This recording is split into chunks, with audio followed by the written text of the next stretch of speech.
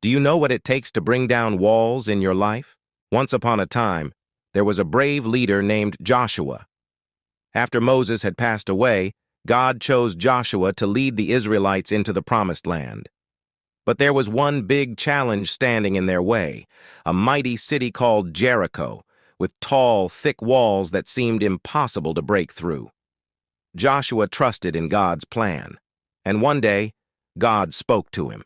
"I will give Jericho into your hands. But here's what you must do," God said. "For 6 days, you and your people must march around the city once a day.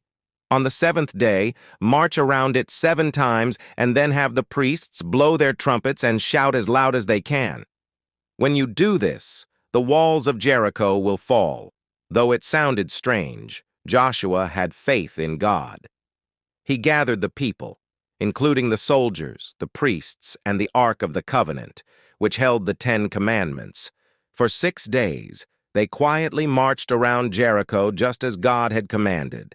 The people of Jericho must have been confused, wondering why the Israelites were simply walking around their walls. But Joshua and his people trusted in God's promise. Then came the 7th day. Everyone woke up early, ready to obey God's instructions.